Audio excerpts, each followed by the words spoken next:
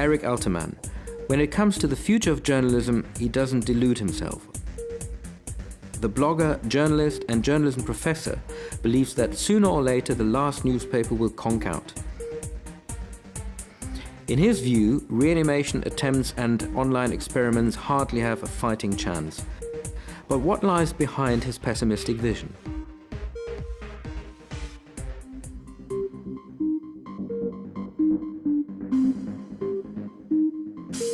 It's not just a crisis for journalism, it's a crisis for democracy. Journalism is fun, it's interesting, but it's not important in and of itself. What's important is the role that it plays in creating an informed society, one that can discover the truth about its leadership, but also to discover its own values.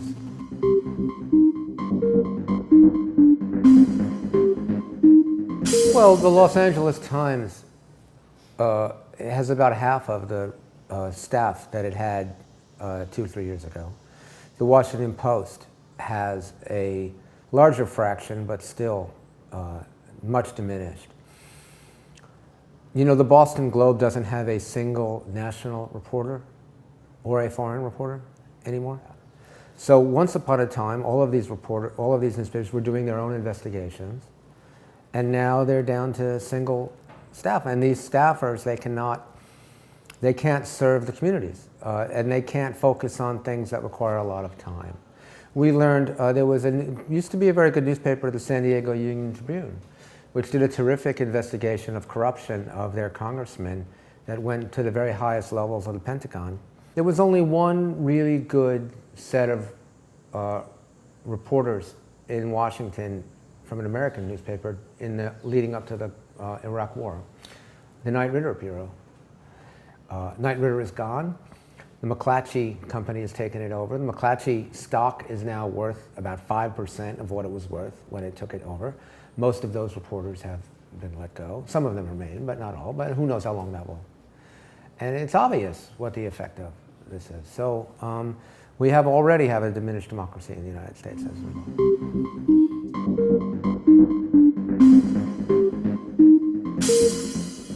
The economics of the web make it impossible to support news gathering. It's just impossible. You need 20 readers on the web to replace 1 reader in print. And the readers are disappearing really fast, and the price of web advertising is not rising. And it's going in the wrong direction, and nobody has any good ideas.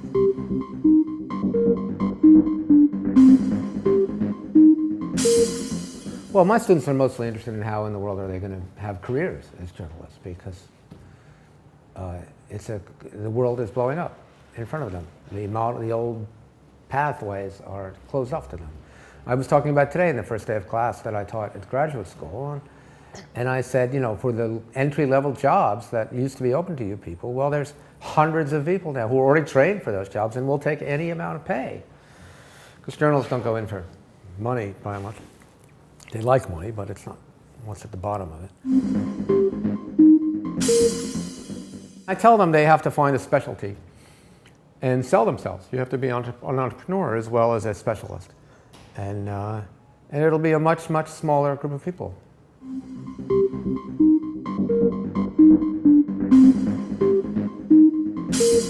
No, it's a good idea, because you journalists never used to go to journalism school. A small fraction of journalists went to journalism school.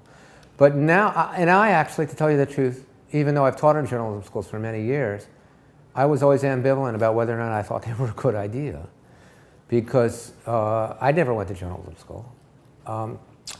And most people I know didn't. But in fact now, the training that used to be available to people on the job is no longer available. Those people who were offering mentoring young journalists now have 5 different jobs they have to get through during the day. They have to blog about their stories, they have to do videos of their stories, there's a copy editor gone, you know. And so if we can help train people and give them an understanding of the issues that are at stake, journalist schools can do that job that used to be done mentoring. So I think the case for journalism school is better than ever. In fact, it's there in a way it never was.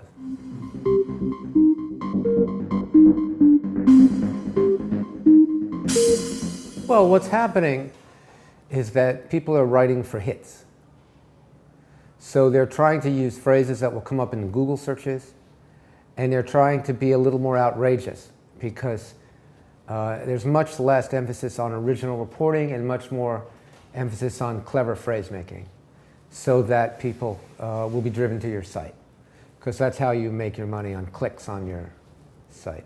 So by and large, it's not a good development. I mean, there are lots of, the web is great. I make a lot of my living on the web, and researching is much easier and communication is much better, but it has a lot of negative tendencies and people have to be aware of them.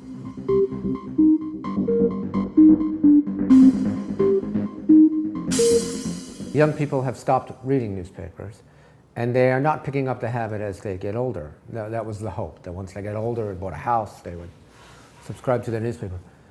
So they're not. So if you want to reach these people, who are the people who are most attractive to marketers, you have to go where they are. So where they are is Facebook. Twitter actually isn't that effective, I don't think. The numbers on Twitter show that young people don't really like it.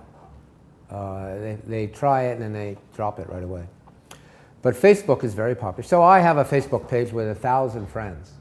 I've never met any of them. You know, I've met 25 of them who are actually my friends. But I have 1,000 friends, and I post everything I write on Facebook, and maybe they read it, or maybe they send other people to it. And I feel a little silly about it, but you know, it doesn't cost me anything.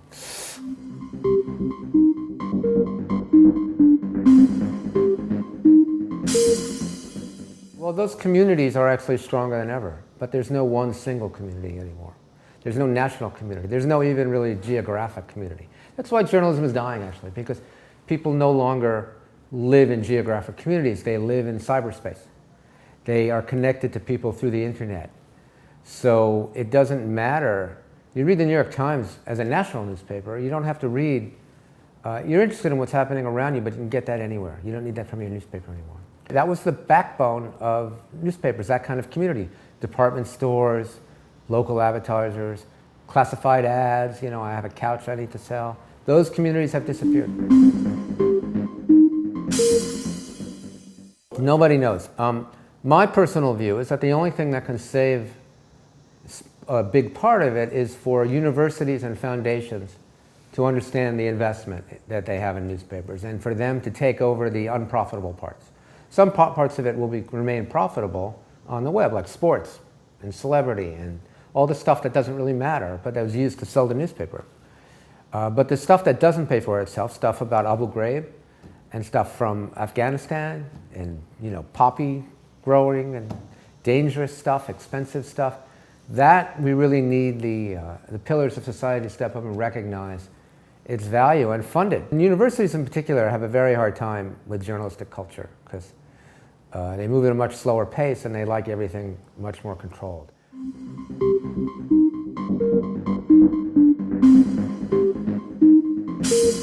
No, there's a lot of ruin in Western civilization, and we have a ways to go, but it'll be a much diminished democracy and one that is much easier to manipulate. I mean, the United States was manipulated into war when we had strong newspapers before any of this happened, but it'll be easier. And on a much more diminished scale, we'll have much more corrupt government. And dictators and torturers will get away with things a lot more easily. It'll be more like a third world society, you know?